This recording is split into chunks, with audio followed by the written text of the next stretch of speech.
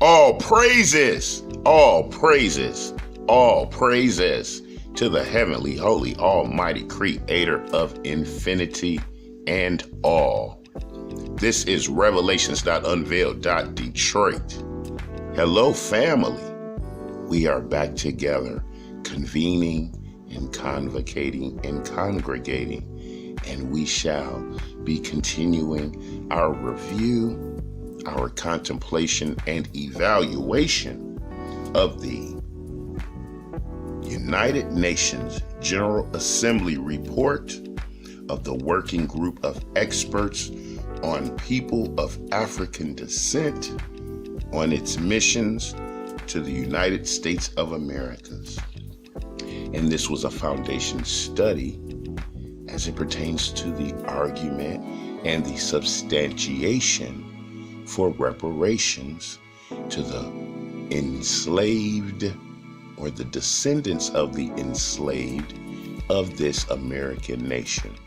And so, family, there has been a continuing rising tide per se, the continuing growth of the voice of righteousness for the retribution and the repair of the history of a people who were foundational to the foundation of the erection of this great empire.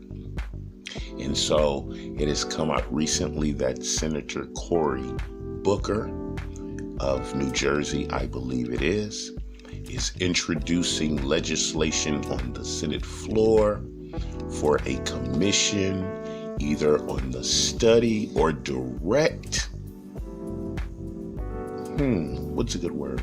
or direct acknowledgement of reparations. I don't think he was in line just yet for any direct payments. So his legislation may, include these programs for disadvantaged areas and disproportionately affected populations and demographics. And so there's also the Representative Jacksons and Brother Clyburn, another politician, and Nancy Pelosi. They are all on the bandwagon for the study of reparations, wherein the United Nations General Assembly, the international body, has already produced such work.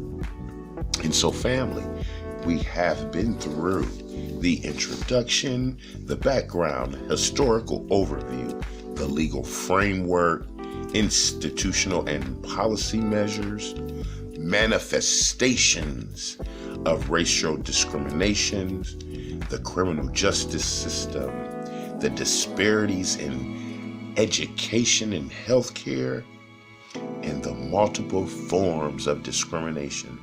So we will be listening to the conclusions of this international body, of this report that was generated as they took a coast-to-coast visit to the United States of America.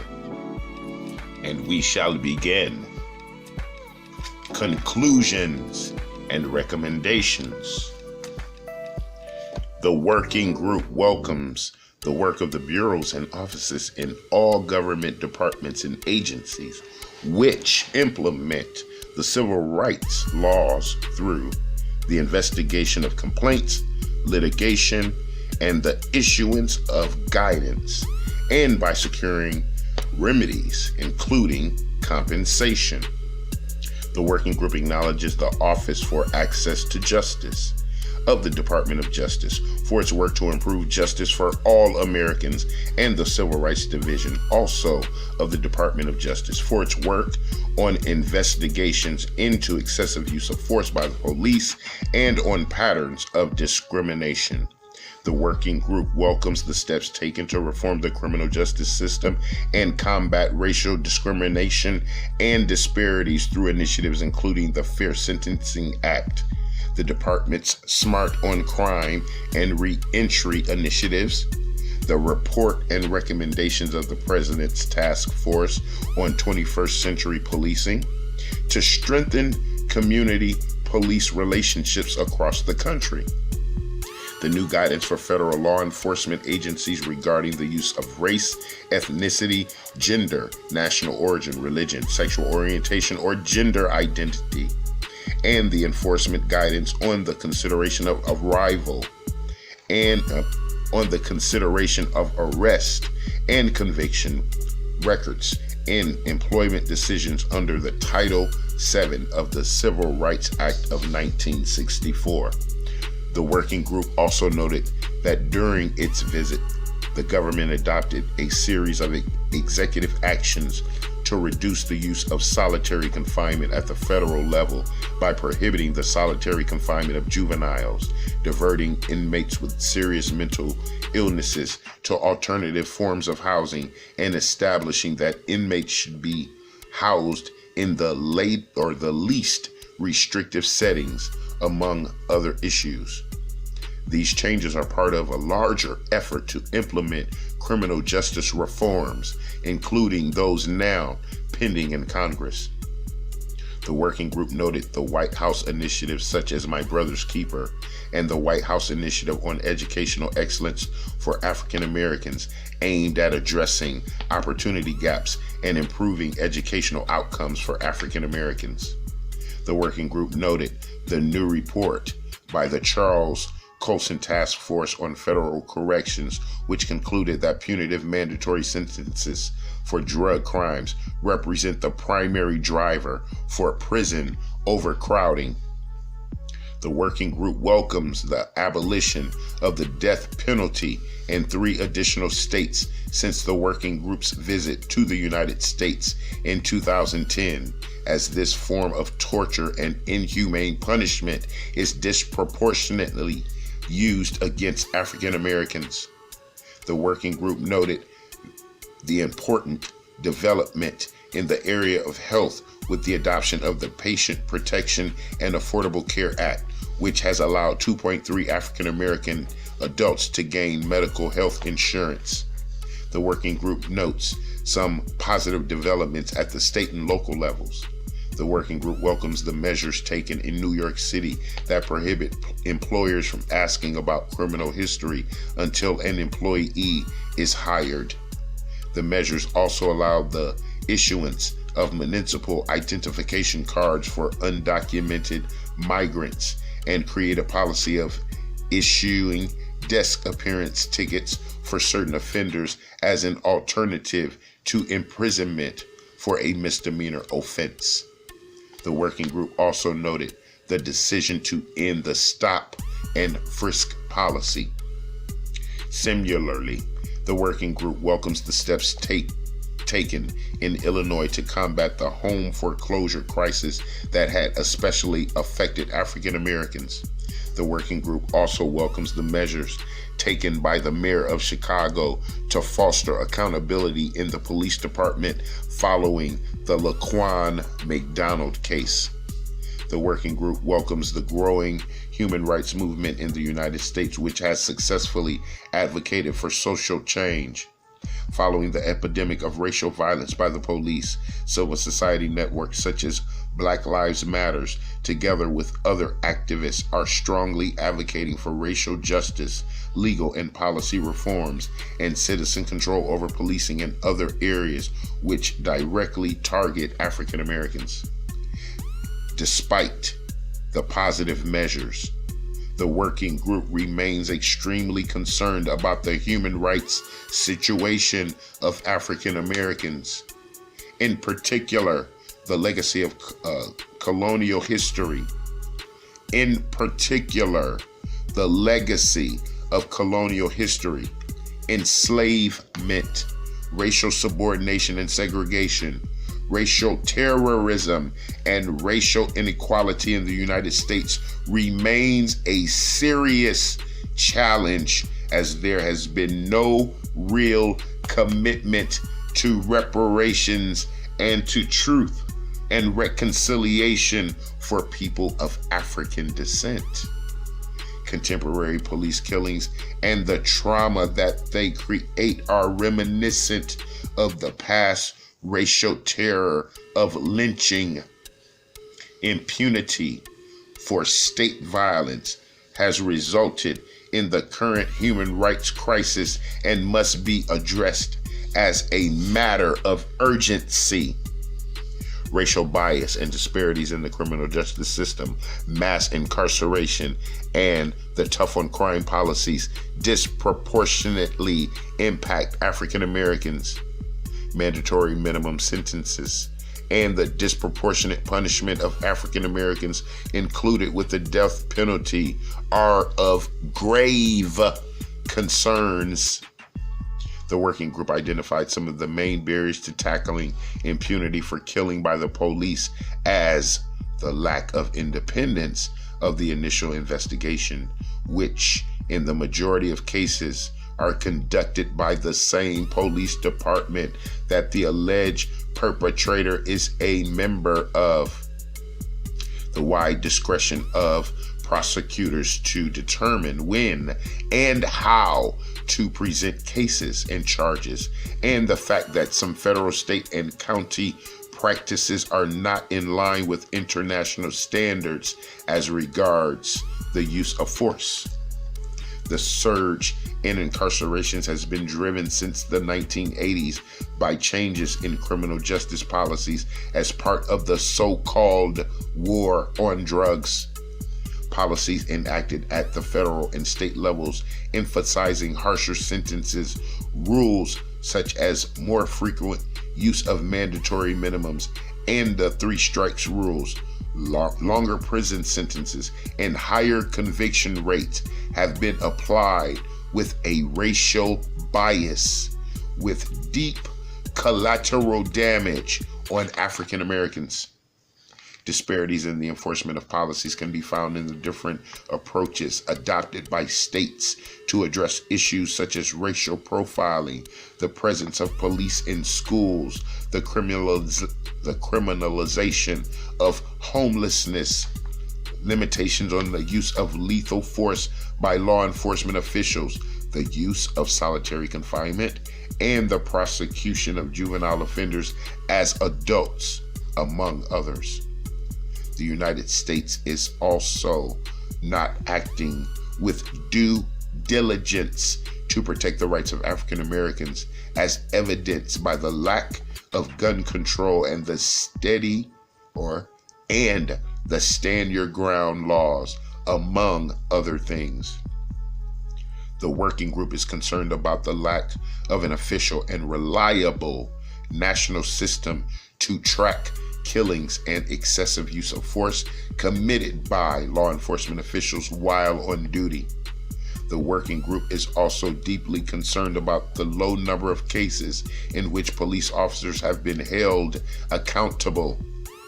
It identified that the federal, state, and county regulations that are not in line with international standards on the use of force and firearms are some of the main barriers to police accountability. Mass incarcerations has had a disproportionately high impact on the people of African descent. The devastating impact of the war on drugs has led to mass incarcerations and is compared by African Americans to enslavement due to the exploitive and dehumanizing of African Americans. The cost of mass incarceration practices must be measured by and in human lives, particularly the generations of young black men and women who serve long prison sentences and are lost to their families and to society at large. The working group is also concerned about the criminalization of poverty, which disproportionately affects African Americans.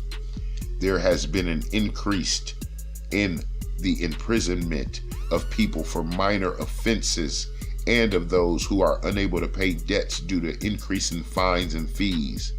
They are detained in debtor prisons and made to work off their debt. as illustrated by the Department of Justice investigations of the Ferguson Police Department. In some jurisdictions, the imposition of fines is a way to secure revenue rather than to maintain public security. This creates numerous problems for individuals and families. There is also an excessive punishment of poor children for minor offenses. State laws establishing mandatory minimum sentences and zero-tolerance policies have been applied with racial bias. Thousands of young African Americans have been placed in detention centers without addressing the root causes of crime or guaranteeing better security to their communities, nor have they been offered effective rehabilitation.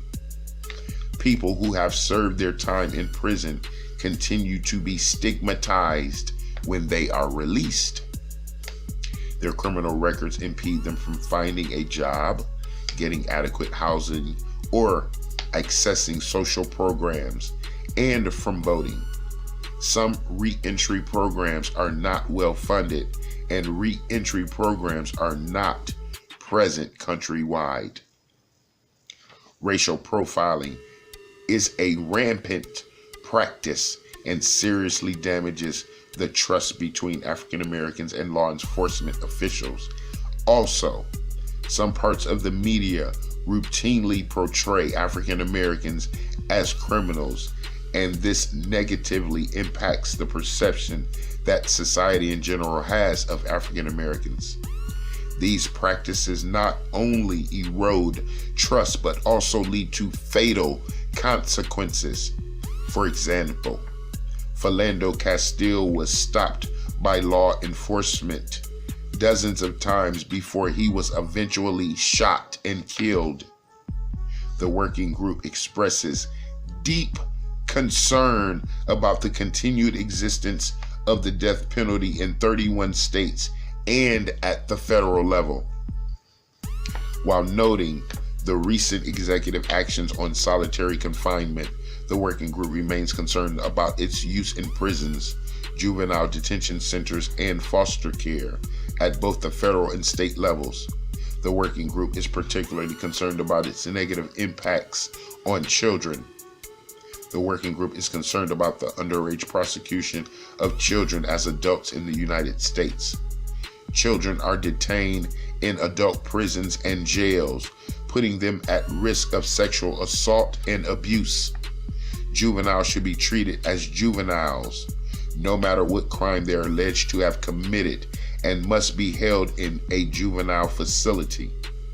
The working group is also concerned at the use of police in schools and at school discipline being criminalized, subjecting African American children in particular to severe punishments.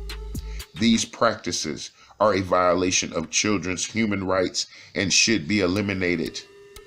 The persistent gap in almost all the human development indicators such as life expectancy, income and wealth, level of education, and even food security between African Americans and the rest of the United States populations reflects the levels of structural and institutional discrimination that creates de facto barriers for people of African descent to fully exercise their human rights. Geographic location and zip codes can determine to some extent the future of young African Americans. People from poor Black neighborhoods are more likely to face lower educational attainment, more exposure to violence and crime, a tense interaction with the police, fewer employment opportunities, environmental degradation, and also low life expectancy rates. African Americans in many cities are facing a housing crisis in which people are not able to pay their rents or mortgages, and even less to purchase a new house, and are subsequently subject to de facto gentrification. The working group acknowledges that federal civil rights legislation put in place in the 60s and 1970s has had a positive impact on redressing individual and even institutional cases of racial discrimination. However, hearing the testimonies of African Americans in different parts of the country, the working group is concerned about the implementations of civil rights laws not being sufficiently effective to overcome and transform the structural racial discrimination against African Americans. The complex organizational structure of the legal system, with the independence of federal, state, and county jurisdictions, and the lack of direct applicability of international human rights laws and policies, creates gaps that impact deeply on the human rights of African Americans. The working group is concerned that international human rights treaties cannot be invoked in national courts, as in most cases, there is no enabling legislation that they have been declared non-self-executing.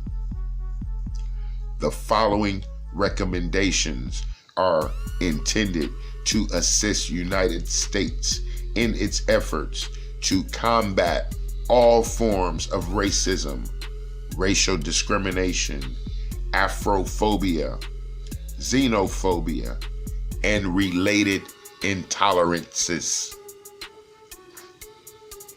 All right, family, that was a nice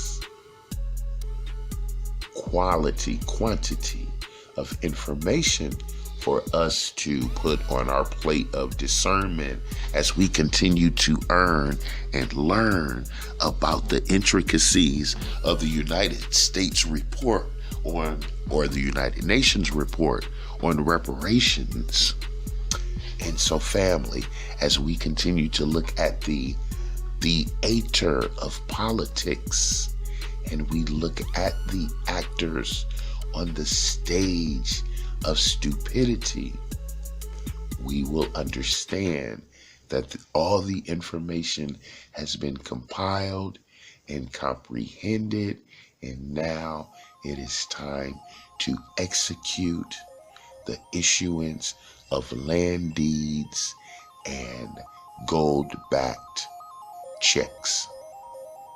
And so, family, we shall return again to review the recommendations of the United Nations General Assembly report, so that we can continue to raise our voice in righteousness for the repair, the reallocation, and the retribution to the descendants of those enslaved on the American shores. And so, family, until we are together again, I love you.